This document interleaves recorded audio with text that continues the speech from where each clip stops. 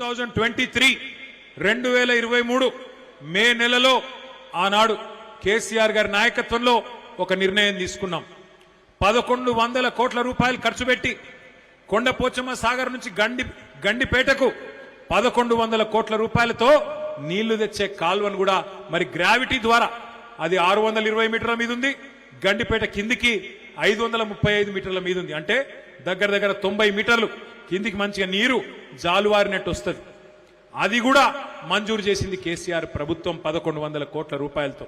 అట్లాగే మీ మూసారంబాగు బ్రిడ్జు, అట్లాగే మొత్తం మూసీ నది మీద 15 బ్రిడ్జులు 545 కోట్ల రూపాయలతోని మంజూరు చేసింది 2022 సంవత్సరంలో కేసీఆర్ ప్రభుత్వం.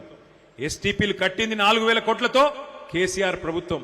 గోదావరి నీళ్లను కొండపోచమ్మ సాగర్ తెచ్చి ఆడికెళ్లి గండిపేటకు నీళ్లు తెచ్చి ఆ గండిపేట నీళ్లను కిందికి మూసీలోకి వదిలేటట్టు ఇంతజాం చేసింది కేసీఆర్ ప్రభుత్వం. 15 బ్రిడ్జిలు మూసీ మీద మంజూరు చేసింది 545 కోట్లతోని కేసీఆర్ ప్రభుత్వం. శిలాఫలకం వేసింది కేసీఆర్ ప్రభుత్వం. ఆఖరికి ఉప్పల్ బగాయత్ నుంచి మీ నాగోల్ దాకా 5 కిలోమీటర్లు ఒక్క ఇల్లు కూలగొట్టకుండా, ఒక్క పేదవాడిని డిస్టర్బ్ చేయకుండా 5 కిలోమీటర్లు కేవలం 7 కోట్ల రూపాయలతోని సుందరీకరించింది.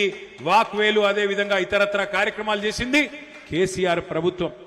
ఇవాళ రేవంత్ రెడ్డి గారు చేయాల్సిందల్లా ఒక్కటే, జేబుల కత్తెర పెట్టుకొని తిరుగుతున్నాడు. ఆయన కత్తెర పెట్టుకొని తిరుగుతుంటే జేబు దొంగ అనుకునేటోళ్ళు, జేబు దొంగ కాదు నేను అంటలేను. కత్తెర పెట్టుకొని తిరుగుతుంటే ఎక్కడ కేసీఆర్ కట్టిన ఫ్లైఓవర్ ఉంటే అక్కడ పోయి రిబ్బన్ కట్ చేస్తాడు. కేసీఆర్ కట్టిన బిల్డింగ్ ఉంటే పోయి రిబ్బన్ కట్ చేస్తాడు. ఈయన సీఎం అంటే కటింగ్ మాస్టర్, రిబ్బన్లు కట్ చేసే కటింగ్ మాస్టర్. ఈయన చీఫ్ మినిస్టర్ కాదు, కేవలం కేసీఆర్ కట్టిన పథకాలకు కార్యక్రమాలకు రిబ్బన్లు కట్ చేసుకుంటూ తిరుగుతున్నాడు. ఇవాళ ఈయన మాట్లాడుతున్నాడు, మూసీ కడతా 1,50,000 కోట్లు ఖర్చు పెడతా అంటున్నాడు. మా ఆడబిడ్డలు మీరు ఆలోచన చేయాలి. అంబర్పేటలో దగ్గర దగ్గర 3-4 వేల ఇండ్లు గులగొడతాడట.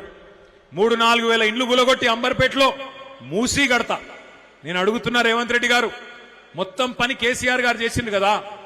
శుద్ధి కేంద్రాలు కట్టినాం, బ్రిడ్జిలు మంజూరు చేసినాం, గండిపేటకు నీళ్లు తెచ్చే సౌలత్ ఏర్పాటు చేసినాం.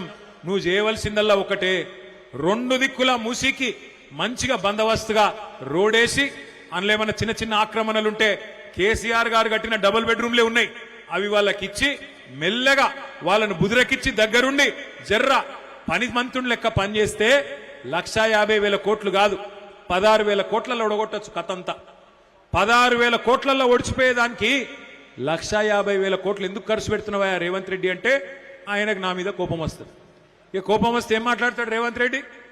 ఎందుకయా 1,50,000 కోట్లు అంటే నీ గుడ్లు వీకి గోటీలాడతా. అరే నేనేమన్నా నువ్వు చెప్పు, విషయం చెప్పంటే నీ గుడ్లు వీకి గోటీలాడతా. ఇంకా గట్టిగా అడిగినావు అనుకో, మరి మస్తుగా నరికినావు కదా, నెలకు 2,500 ఇస్తానో మా ఆడబిడ్డలకు, 2.5 ఏళ్ళు అయిపోయా, ఏం సంగతి రేవంత్ రెడ్డి గారు అంటే లాగుల తొండలు ఇడిచి పెడతా. ఇంకా గట్టిగా అడిగినావు అనుకో, ముసలోళ్ళకు 4,000 పెన్షన్ అంటివి, అత్తకు 4,000, కోడలకు 2,500 అంటివి, ఏమైరా బాయ్ అన్నావు అనుకో, ఏమంటాడు? పేగులు తీసి మెడలు వేసుకుంటా. ఇక ఈ మధ్యన కొత్తది ఒకటి నేర్చిండు. ఏమంటుండు? ఇంత సిగ్గులేనోడంటే, ఇంత సిగ్గులేనోడు ఎవరిని చూడలేను నేను. ముఖ్యమంత్రిని ఎన్టీ రామారావుని చూసిన, రాజశేఖర రెడ్డి గారిని చూసిన, చంద్రబాబు నాయుడు గారిని చూసిన, తర్వాత రోషయ్య తాతను చూసిన, ఆయన మన కిరణ్ కుమార్ రెడ్డిని చూసిన, మన నాయకుడు కేసీఆర్ గారిని చూసిన, ఇక ఇప్పుడు ఈ సన్నాసిని చూస్తున్నా. ఏమంటుండ ఆయనే? మన చూడురు మీరు ఆదిలాబాద్ వేయండి, ఆదిలాబాద్ పోయి ఏమంటాడు? అక్కడ లేడీస్ ఉన్నారు అందరు కింద, ఆ సోయి కూడా లేదు ముఖ్యమంత్రికి. ఎంత కండలు తిరిగిన మొనగాడైనా 3 నెలల పిల్లలు పుట్టిస్తా అడువా అంటే మాకు ఎరకలేదా? పిల్లలు ఎట్లా పుడతారు, ఎన్ని నెలల్లో పుడతారు మనకు తెలియదా? మాకు కూడా ఎరికే 9 నెలల్లో పుడతారు పిల్లలు.